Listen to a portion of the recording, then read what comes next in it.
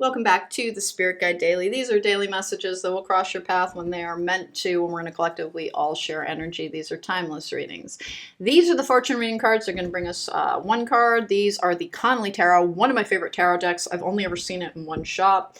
It's bringing you 3 predictive cards. This is the Magical Messages from Fairies deck. They're not fairies, they're spirits of air, but it's one of the better Doreen Virtue decks. I don't think it's in print any longer, but you can usually find these things on eBay.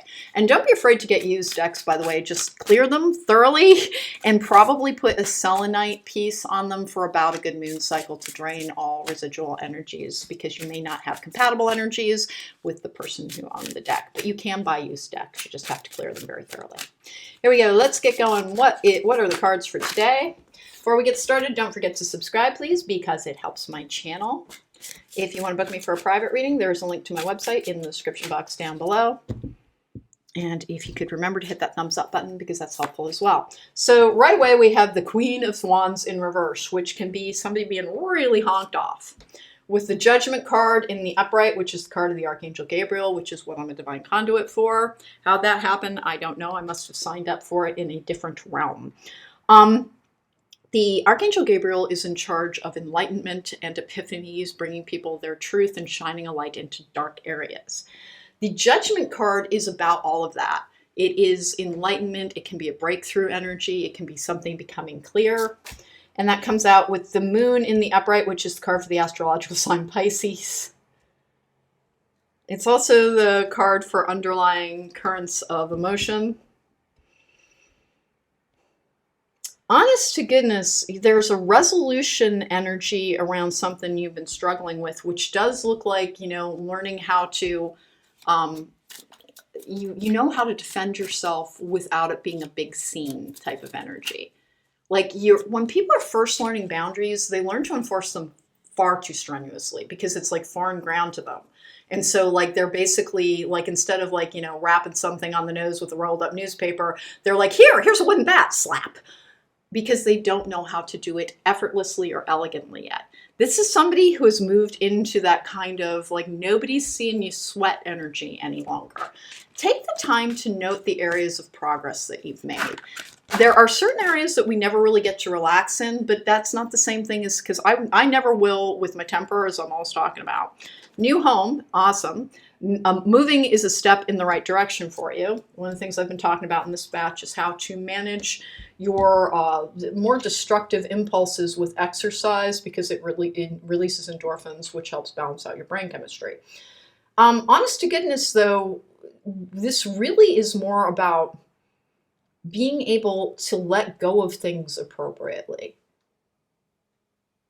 It's almost like someone's going to try and make you mad, and you realize, hey, that person's trying to make me angry, and it's not working, and you get to recognize all the ways in which, oh, I am at a different stage than I used to be. The reason people become disproportionately angry is they have repressed anger. Abused people who were either abused in their adult life, but more likely in their formative experience leading to abusive relationships within their adult life, learn to repress their emotions instead of cope with them. Please do not criticize yourself if you do not know how to cope with your emotions. It's a learned skill. Your caretakers either didn't know how to do it, so they couldn't teach you, or they were not able to convey the methods and the means that were appropriate for your emotional construction. Because every now and then, someone really will come from really great parents, but they have anxiety disorders, they have all kinds of things that are about their neurological balance, and they have to learn to work with their own brain chemistry. And it is something that they will have to go towards cognitive behavioral therapy in order to be able to manage their own set of circumstances, their own set of emotions. And that's completely normal. With Owl, there are spiritual messages and great wisdom to be found during this period of transition. This whole batch has been about things transforming into a different state of being. The moon is something being concealed. Please understand that that will be part of healing, is getting less and less information about the day-to-day. And why is that? Because that is actually the last stage in being healed from any forms of codependence, where you believe in your own ability to handle what is coming. So it is a form of independence. It doesn't mean that you never will get information any longer. It's just that you will get the information that you need to know when you need to know it, and is more likely to come from your own sources. If you like to get readings, get 2 or 3 a year. That is the most that you should be doing, unless you're working through something. When someone's working through something, sometimes I see them once a week, but it does become appropriate for them to see me less and less as they gain more and more ground on their own journey. So this has been a very interesting batch. You've moved into a new version of yourself, and like your confidence in who you are. Wow, on the back of the deck was you've got the power. That's kind of what I'm feeling here, is that you're being asked to tap in more for your guidance and to pay attention to all of the methods and means that can help you regulate your emotional house a little bit more, because this can be buried emotions and underlying issues as well as something being concealed. But here's the thing, it just kind of looks to me like you're on top of it.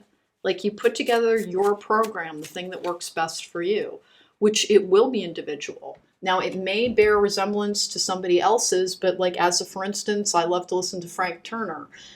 Frank Turner may not be, that's a folk punk rock artist. Every time I try and say what he is, like I run the risk of dropping a giant F-bomb because of the combination of words.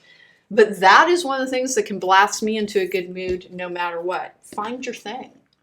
Find your thing. And that is the thing that you go towards. You put together the methods and the means that match your emotional construction.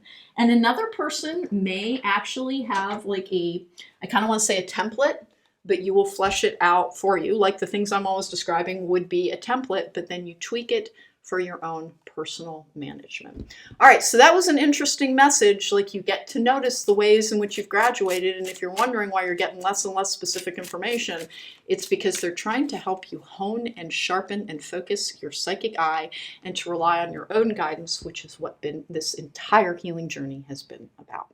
Take care, be well. I'll see you next time.